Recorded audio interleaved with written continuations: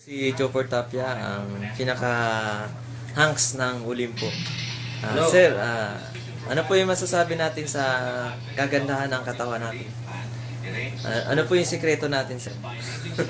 hindi naman talagang maganda yung katawan ko. Talagang just normal lang. Iinom ka lang ng tubig, 8 glass to 16 glass every day. Tapos matulog ka ng maaga. Hindi lang maaga kasi i-complete mo yung 6 to 8 hours na tulog ka. Kahit nasa abroad ka, dapat i-disiplina mo yung sarili mo, di ba? Mayroon ka naman exercise, pang-post up, para gaganda naman yung dito mo, di ba? At saka mayroon kang proper diet para mayroon ka naman tinatawag nating abs. At saka mag-post up ka para mayroon kang chest. Kahit parang pupurma-purma ka pa rin kahit may edad ka na, gano'n, di ba? Gamitin mo na yung pagpapaganda ng buhok mo para pogi-pogi ka tingnan. Hindi naman ako pogi, joke lang. Sir, sino po yung nagugupit sa atin, sir? Maraming salamat po talaga sa Locks of the Millennium, yung kay Abel, yung hairstylist ko, at saka yung nagpapaganda na ng katawan ko. Hindi katawan yung kutis ko, kasi doon din ako nagpa-facial, di ba? Yun po, sir. Sige, sir. Ito po si Mr. Wilson Divisa. Ito po yung tatanungin ko po siya kung ano din po yung sekreto niya, kung paano din gumaganda yung katawan niya. Mr. Wilson Divisa, ano ba yung mga proseso ng hanggang ngayon, para hangs ka pa rin, di ba? So idol ko po yan si Mr. Jopper Tapia. Siya po yung idolo ng lahat, kumbaga. Siya po yung basya ng pagpaganda ng katawan. Tingnan mo po yung ng katawan niya. So almost 30 years old na po siya. Kumbaga po, kung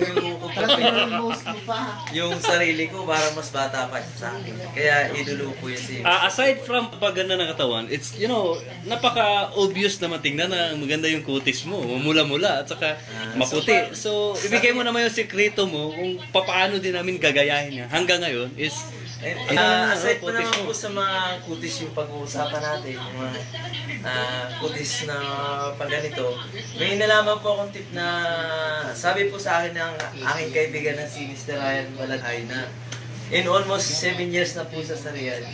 Ganun po talaga yung kutis ng Saudi. Ganun yung nagiging... siguro tumutulong din yan yung pag-ehersisyo mo at saka pag-inom ng fresh milk, di ba? Bali po yung pag-exercise ko po, bali once a week lang po yun. Pupunta po ako sa taas, yung pinaka-main ground namin po doon, maglalaba, and then sabay buhat ng barbell o kaya dumbbell. Yan po yung pinaka-secret. Pero paano mo pinaganda yung, So, kasi... yung katawan ko, gano'n na talaga po yun. Pero yung hairstyle mo ngayon, napapansin ko, ang ganda eh. Gusto ko mapasalamatan mo yung... pasalamatan mo naman yung nagpapaganda. Pasalamatan natin si Mr. Abilita, kumbaga. Kasi napapansin ko, isa ka rin sa mga inahabol na mga kabadingan dito sa Riyadh. Huwag naman po yung mga bading. Yung mga bading po, diyan na po muna sa mga tabi. Yan lang po. Maraming salamat po. Okay, salamat Mr. Wilson Divisa. Sige po. Baka mayroon ka pang gustong pasalamatan? Wala na po. May kay Ryan Baladhay lang po. Kasi hinihintay po niya si Leo. Ito po si Mr. Jopper Tapia, ang one-on-one interview. Sir, salamat sir. Maraming salamat po, Mr. Wilson Divisa, na pinaulakan mo at in-interview mo.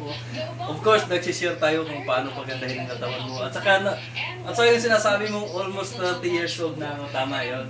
At saka inisip ko rin na sana nga hanggang sa magiging 35, hanggang sa magiging 40, hanggang sa wala pa akong asawa. Kasi gusto ko magkaasawa kung pauwi ko. Hindi ko alam kung mag-asawa sa 32, 33. Saka pinangarap ko rin na ganito pa rin ako hanggang mag-asawa. Okay sir. Thank you. Maraming salamat po. Thank you sir. Okay sir, thank you po sir sa pagkakataon na one-on-one interview tayong dalawa. I hope na meron pa pong pangalawang pagkakataon na magkaroon tayo ng time sa kung paano natin i-explain yung time natin dito sa Riyadh. Maraming salamat po. Ito po si Ryan, tulog na. Tingnan muna natin.